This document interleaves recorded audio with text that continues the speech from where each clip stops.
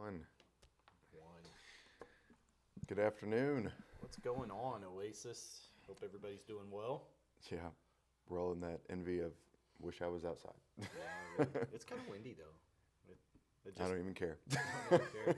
Yeah, I don't know if you guys. Here's our weather report that we do. I don't know if you guys can see this, but this is my water bottle. But this is called condensation. It doesn't only come when ice is in the bottle. It actually, it's actually humid enough in Amarillo to do this to a bottle. That's Yeah, odd. I don't think I've seen that in a long time. So and humidity feels good when it's cool in the morning. yeah, It really does. yeah. So it's gonna get like 38 tonight. I don't even know how I feel about that. I do know how I feel about that, but we're at church and everybody's watching, so I'm not gonna say it. But it's amazing. Like it's awful. I hate. I As long hate as the cold. as long as I'm asleep during it, it's Yeah, fine. yeah, that's a good call. It's gonna be a good night to have the window open. So, well, I hope you guys are ready for really the transition. It's the transition period. I mean, it's May. Mother's Day is this coming Sunday. Therefore, it's celebrate mothers, celebrate seniors, and watch things just change. And it's just interesting that the preparations and things. People are always busy, kind of getting things lined up for summer to make sure summer goes off without a hitch, or that at least reservations are made and things of that nature. But so many times in transition moments, things get shifted, priorities get shifted, and then it's oops, how did that happen? And it's not so much oops as it is, yeah, people really aren't made to multitask. Although we deal with multiple different things, That's a good call. we're not as good multitaskers. We're not made to multitask in the manner in which we do it. And I'm going to kind of give you a perfect example of this. A lot of times when it comes to our faith, we have the wrong spark.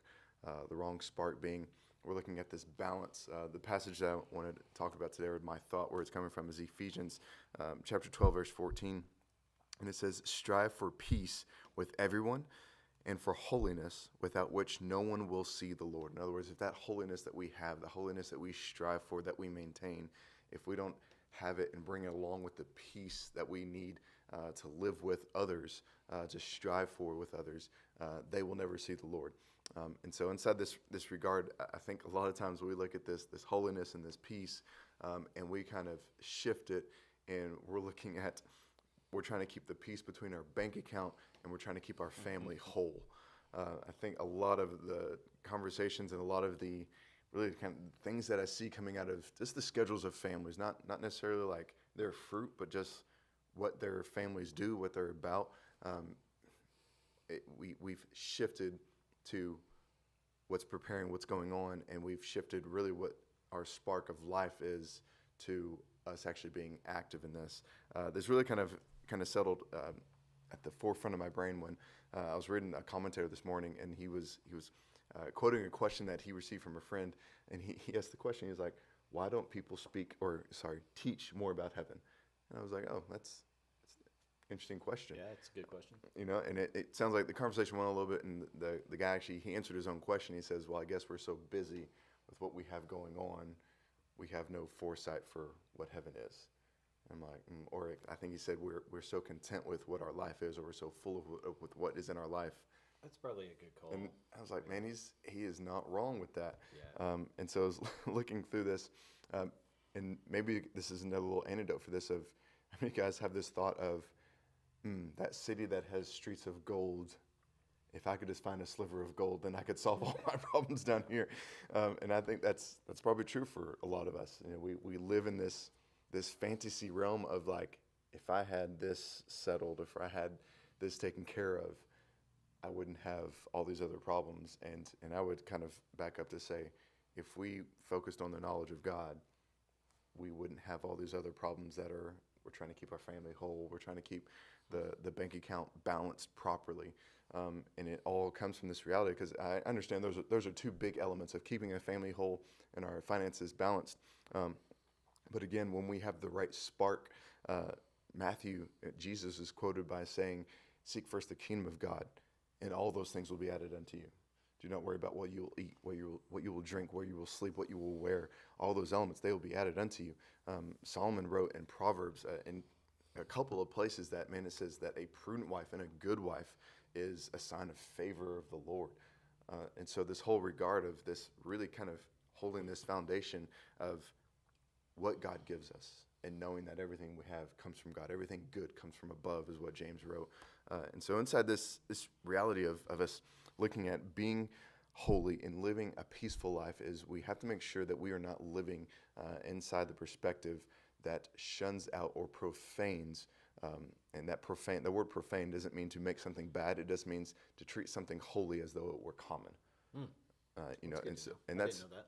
Yeah, and a lot of us, we would just think it's fully turned something bad, but when you slander or whatever. yeah, when you degrade something or when you demote something, because let's be honest, demoting is not as, we don't see demoting as bad as degrading. Degrading, and it's been poisoned. It's cancerous and it can't be fixed. And the reality is, it's like us treating what is holy as common is degrading.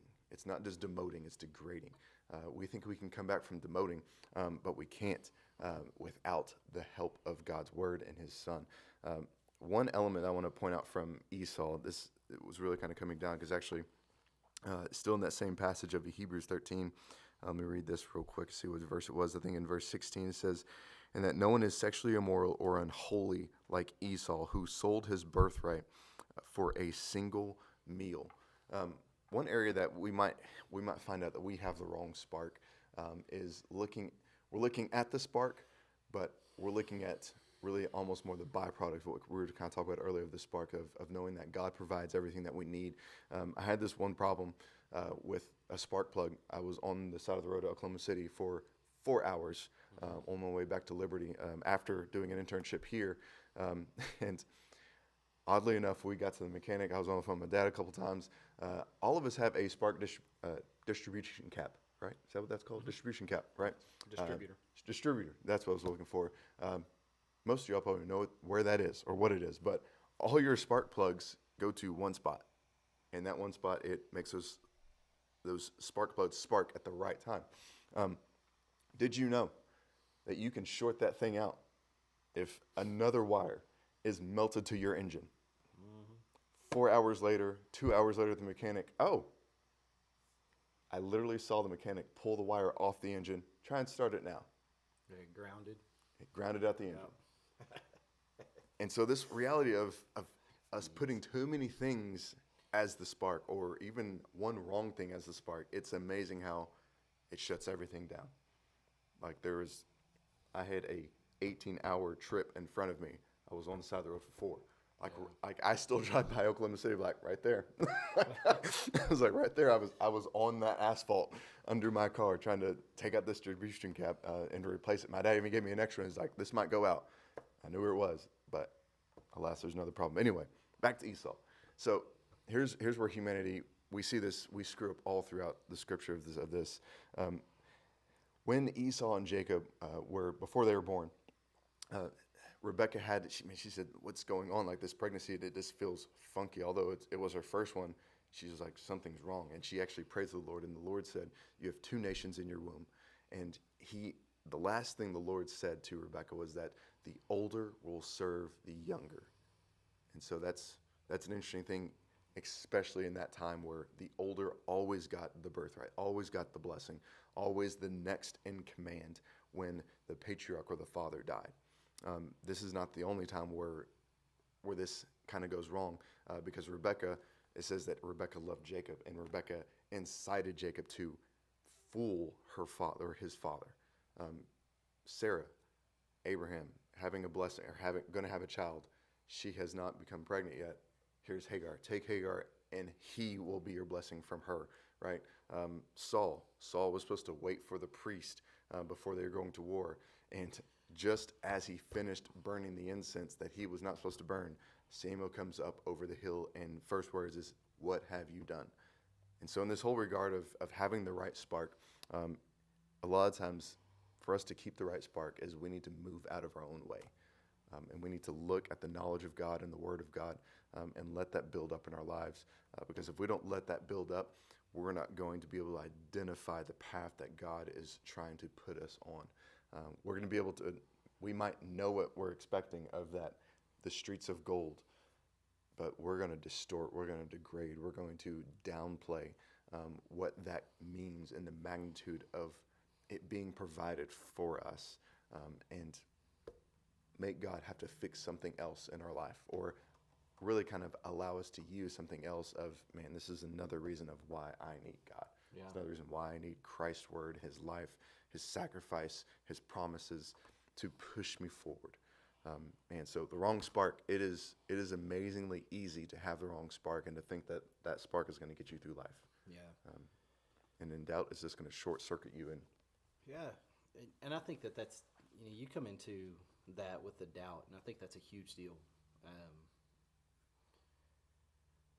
We all struggle with it. We all struggle with it in various different abilities, and we all know these people that are in our life that are just these, the heavy hitters in the faith, and we think that they never doubt anything in their life, yeah. and but they do doubt. They doubt a great many things, and maybe not God's calling on their life, but maybe sometimes they doubt what the Lord is doing in their life or doing around them. yeah, Or, here's this reality as well, is if you have an individual that's been a believer for a long, long time, and it seems like they don't do anything wrong, they don't have any doubts, they did, though. They've grown. They're just mature in their faith, and they just don't struggle with the same stuff that they used to. So dealing with doubt, I'm going to talk about a passage and peace that the Lord offers. This passage is actually out of Mark chapter 4. It's going to be a passage that everybody's familiar with. If you've been a believer for any amount of time, been to church, been to Sunday school, been to Awana, whatever, you've read this, you've heard this.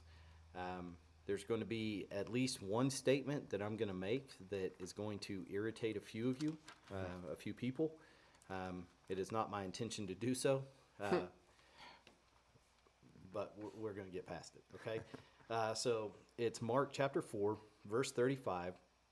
It says, "On that day, when evening had come, he said to them," so this is Jesus, "Let us go across to the other side. And leaving the crowd, they took him with them in a boat, and just as he was, and other boats were with him.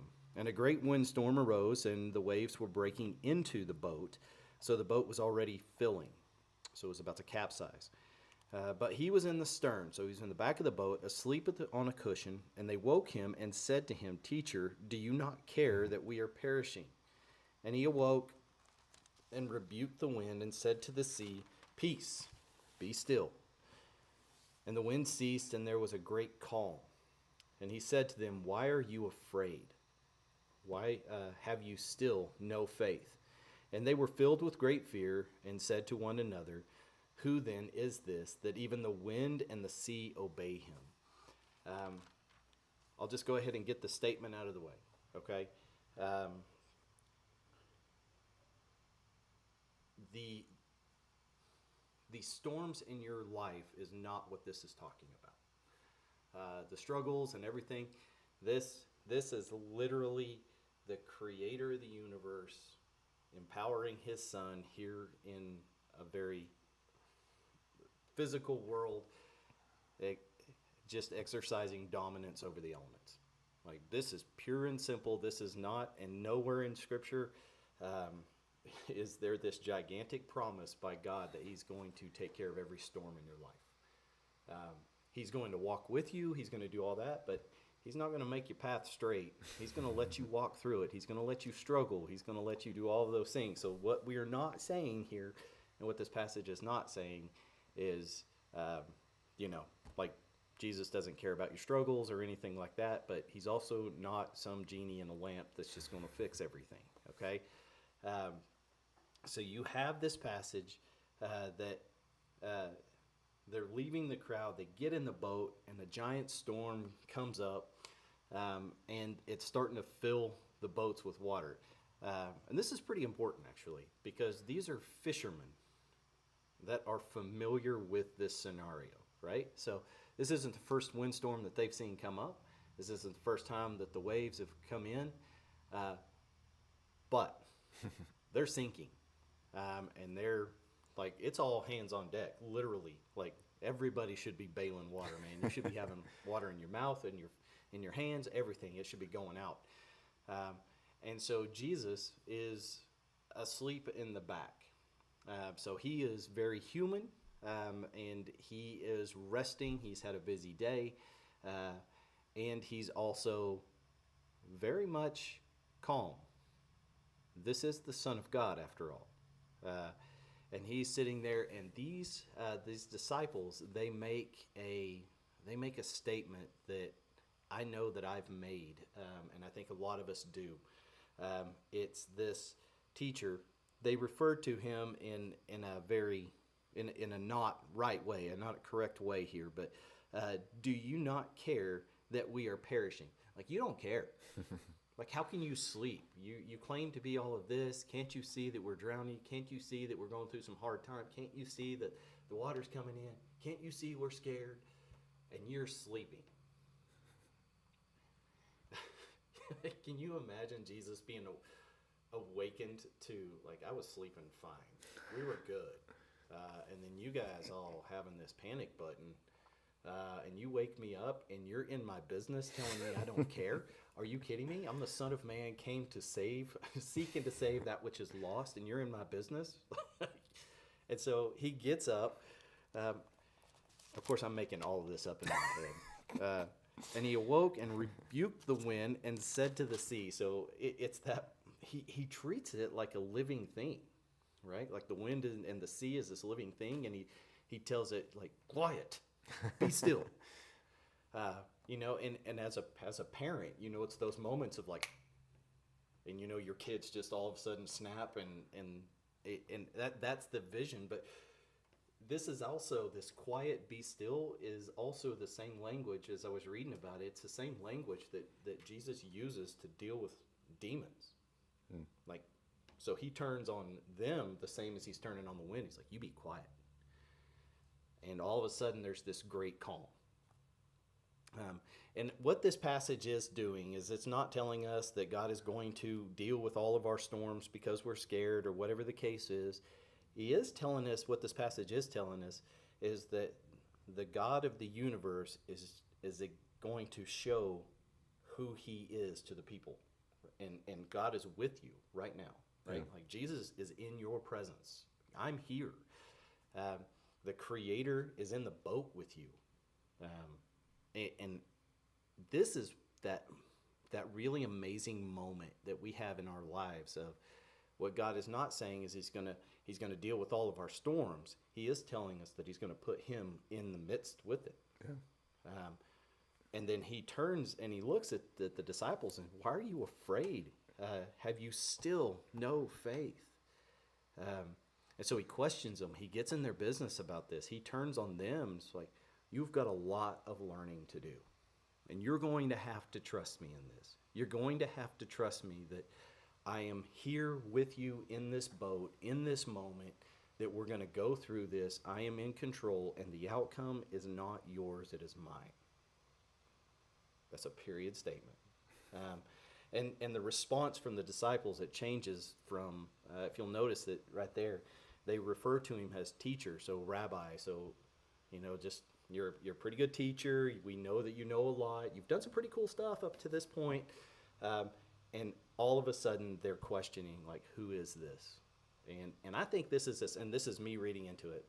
I think this is one of those moments where the disciples are, I think it's who we think it is. I'm pretty sure that when he said that he was the Son of Man, he meant it. When he dealt with the things before, only one entity can do what he just did. And that's God. He's here. He's in the boat. And us as believers, when we're going through these trials, we're going through the struggles, we're going through all of these things, and we see the boats capsizing, we see that there's no ability that we're going to have, instead of yelling out to God, why have you left me? Why? I can't believe you don't care. I've done this, we've done this, you've been so faithful. I can't believe you, God. Instead of going down that road, it is our job, it is our response to him, is to look at him and say, I'm scared. I'm scared. That's fine. but I trust you. I trust you. I know who's in the boat with me. I know who's here. And that's a statement that's difficult to make. And it's a statement that's difficult to make, and it's also difficult to believe. Yeah. On a very personal level. That makes for really good pictures on the internet, but it's really tough to believe on a personal level. So I want to encourage all of us, all of you, to move, myself included, to move past Jesus coming in and we thinking that like everything's just gonna be perfect and smooth sailing from here on out, and that's just not guaranteed. We are aliens in a foreign land. Man, this is not our home, and we are in a dark, broken land. Okay, so we're in it. We're in the mix, and I love your saying with that. It's like, that spark. I think you're going to have to choose it. We're just going to have to choose to trust the Lord. Yeah. He is proven to be trustworthy 100% of the time. We're going to have to go ahead and say, I trust you, even though I don't get the outcome. I trust you with it, God. I know you're in it with me, and that's enough. I can be calm and everything else that goes along with it. So I want to encourage all of us to just press into the Lord and press into Him, and find those areas in your life where you know you're weak, just like He did. He revealed a weakness in these disciples. You've seen some stuff. You know better. We know better. So maybe it's just asking God, show me where I'm weak, and then show me all the ways that I'm strong. And God, I thank you. And let's get in the boat. Let's go. Let's get it.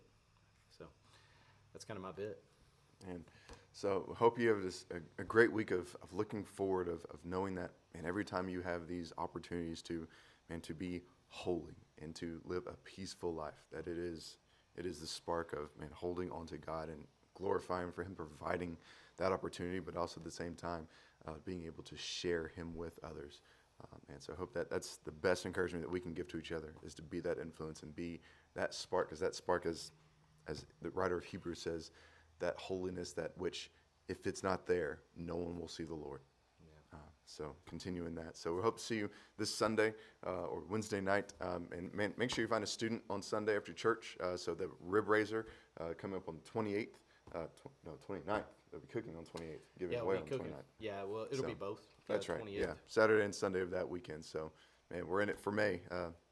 Excited to see the moms this coming Sunday, and then the seniors the next Sunday after that. Yeah, so it's crazy. It's May. Yeah. We just hit the gas pedal. Yep. Summer is already here. Yeah, it is. It is. Love you guys. We'll see you later.